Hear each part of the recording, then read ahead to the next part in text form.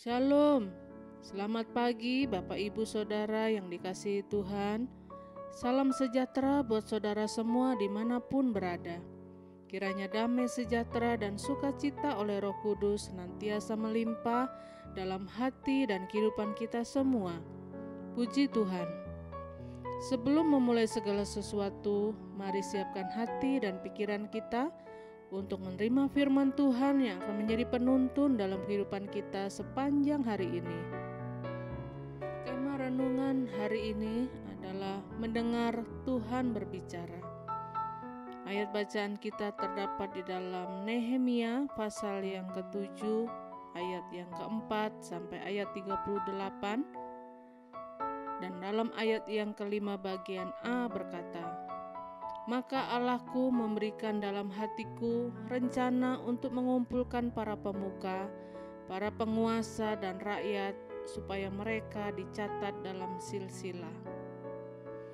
Saudaraku yang kekasih dalam Tuhan, kita tahu bahwa Allah yang kita sembah bukanlah Allah yang mati, karena Allah yang kita sembah adalah Allah yang tetap berbicara kepada setiap kita umatnya.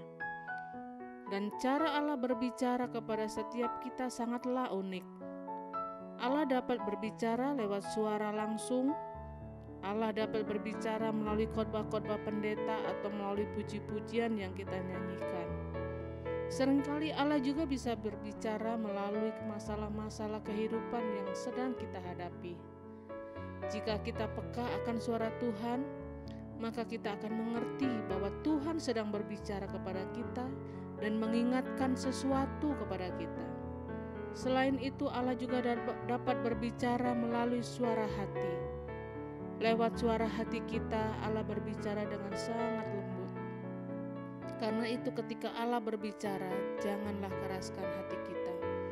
Karena suara Tuhan itulah yang menuntun kita untuk hidup semakin disempurnakan.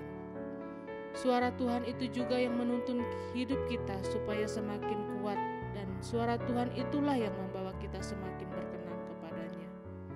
Dalam ayat yang ke-5 bagian A bacaan kita hari ini berkata, "Maka Allahku memberikan dalam hatiku rencana." Itu artinya Tuhan yang berbicara kepada Nehemia melalui suara hatinya. Dan melalui ayat bacaan hari ini Tuhan mau kita juga belajar bagaimana kita mengerti ketika Tuhan berbicara. Yang pertama, Allah berbicara untuk memberitahukan hal-hal yang kita belum tahu, yang belum kita mengerti. Nehemia tidak tahu bagaimana mau memulai segala sesuatunya, tetapi Tuhan memberitahukan langkah-langkah kemenangannya. Mari kita buat silsilah.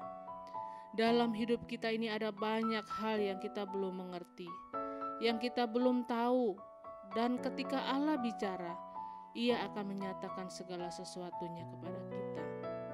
Yang kedua, ketika Allah bicara, Ia menguatkan kita untuk tetap tegar di tengah pergumulan apapun. Sehingga kita tidak takut, kita tidak khawatir, bahkan kita tidak terpengaruh oleh apapun.